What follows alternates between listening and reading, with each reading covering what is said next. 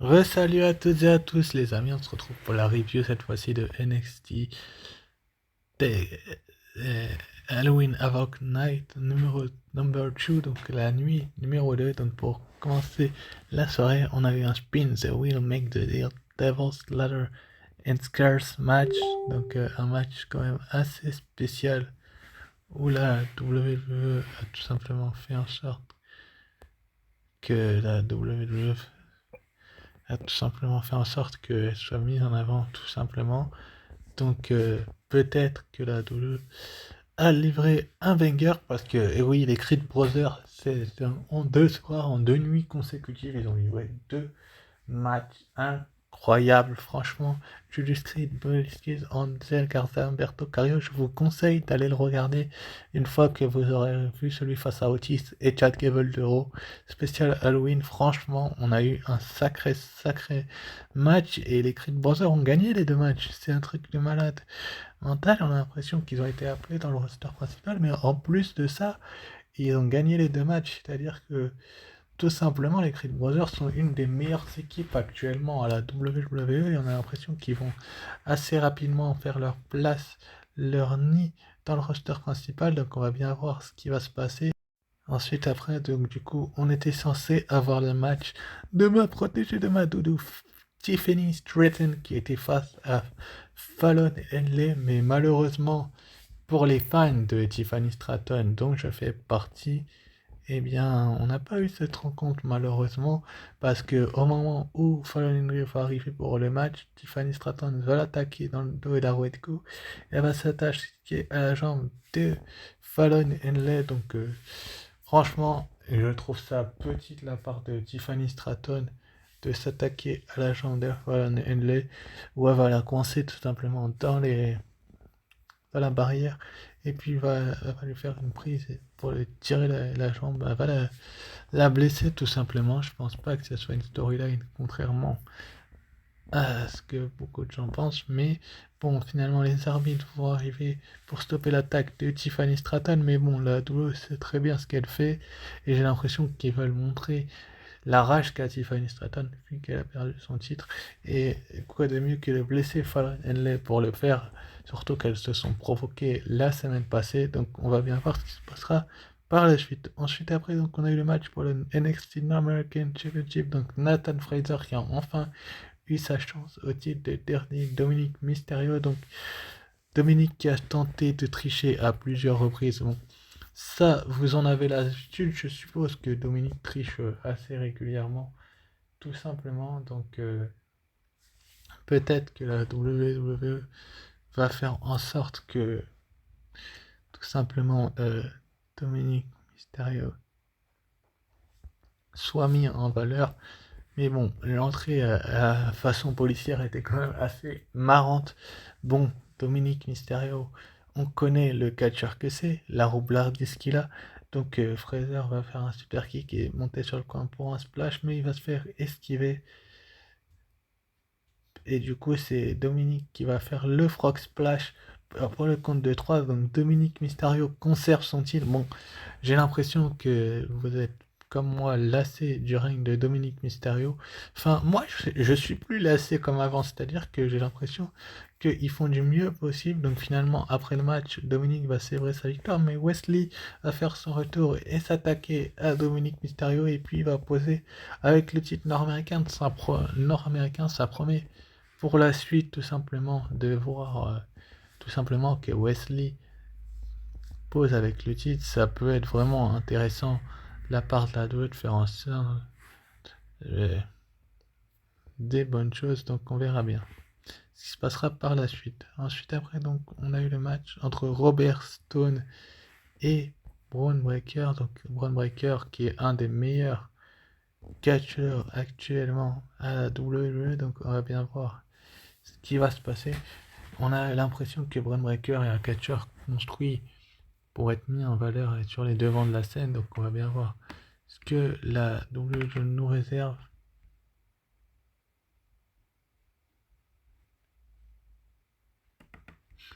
Ce que la WWE nous réserve pour la suite pour lui. Bon, il va finalement remporter la victoire avec son pire. Puis ensuite, après, One Breaker va vouloir attaquer Robert Stone avec à l'extérieur du ring. Il va le coucher sur la malle d'Archer et le préparer pour le coup fatal. Mais bon, mais ce qui va se passer, vous allez comprendre très rapidement une fois la vidéo sera tournée. Enfin, une fois que je serai sur la bonne image, que ça va pas se passer comme Braun Breaker le souhaite. Von Wagner va revenir, tout simplement faire son retour, une clothesline à Breaker et un chokeslam sur la marche. Il va vouloir l'écraser en démarche, mais Breaker va s'échapper, la sécurité va arriver pour retenir Wagner. Donc on va tout simplement comprendre que, tout simplement, quand c'est l'inverse, on fait rien, mais quand c'est Von Wagner, bah, c'est une bonne chose et que les fans s'en fichent un petit peu. Donc, franchement, je suis assez déçu et c'est un point neutre. Ensuite, après, on a eu le WWE Women's Tag Team Championship match entre Thea Hill et Jessie Zane qui étaient accompagnés de Luke Gunson et Andre Chase contre Chelsea Green et Piper Niven, les championnes. Bon, elles étaient habillées en tenue d'Halloween, donc c'était assez drôle. Enfin, ça va 5 minutes parce que du côté de Raw, bien évidemment, ça a été quand même habillé en art, c'était quand même pour provoquer Natalia. Là, elle avait du maquillage assez rigolo, Piper Niven, qui pourrait prêter à confusion, mais bon, on va bien voir ce qui va se passer par la suite pour Thea Hill et Jessie Jane, qui ont livré quand même une sacrée performance.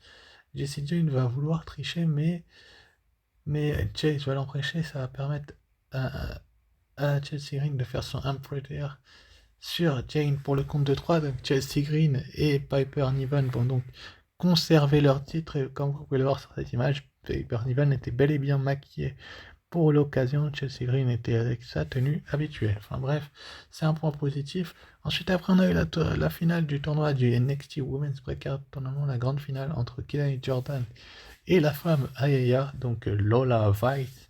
Lola Vice et Kelani Jordan qui nous ont livré une bataille. Je pense que pas mal de monde se serait félicité d'une bataille pareille, c'est-à-dire qu'on voit vraiment qu'elles ont tout donné et que tout simplement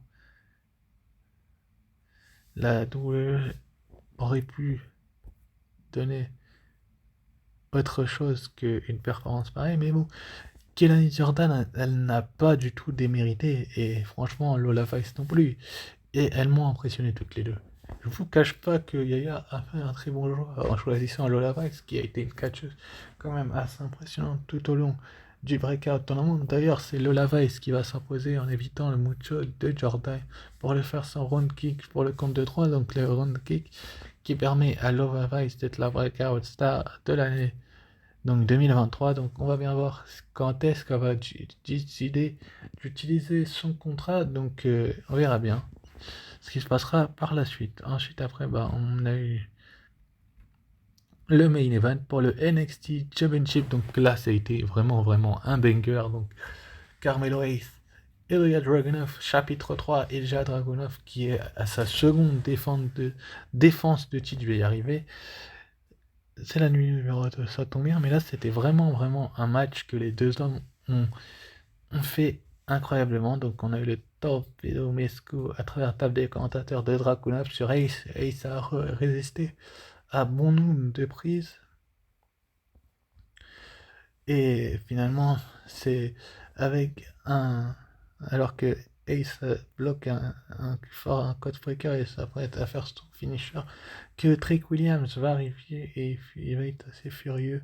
Il va fixer Ace qui va profiter à Dragunov pour lui faire une super flag et enchaîner avec le torpedo Moscow pour le compte de 3. Donc franchement, le match a été vraiment bon, et Ilya Dragunov, donc avec son torpedo Moscow, va réussir à garder son titre. Donc c'est quand même une belle victoire pour Ilya Dragunov, parce que je pense qu'il avait vraiment besoin d'une victoire aussi clinquante soit-elle pour tout simplement être mis en avant. Donc on va voir après Trick Williams qui va retrouver sur le ring.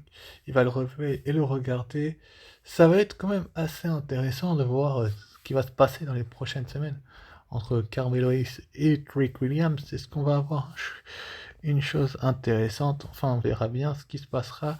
Et donc on va voir également dans les coulisses Baron Corbin qui va attaquer Dragunov pour conclure le show. Donc c'est quand même assez intéressant de voir que tout simplement Wesley et Dominic Mysterio se dirigent vers une rivalité pour le titre nord-américain, qu'on a une entre Corbin et Dragunov pour le titre NXT, que peut-être on aura une suite entre Ace et Williams, donc c'est quand même une chose assez intéressante. Enfin bref, annoncé pour la semaine prochaine, on aura donc la nouvelle championne NXT féminine, Lyra Valkyria. On a vu l'impact que ça a fait du côté de son peuple, le retour.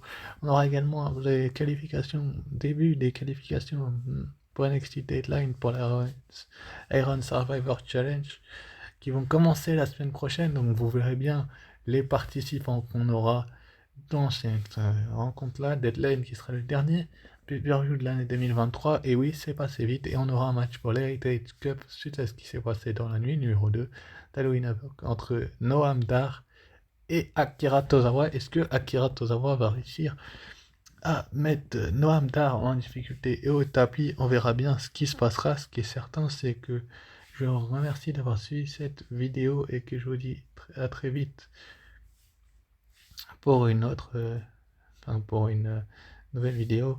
Sur ce, je vous dis ciao bye et n'hésitez pas à liker, commenter, partager et vous abonner. Et puis une note de 7/20 pour cette nuit numéro 2. Ciao bye.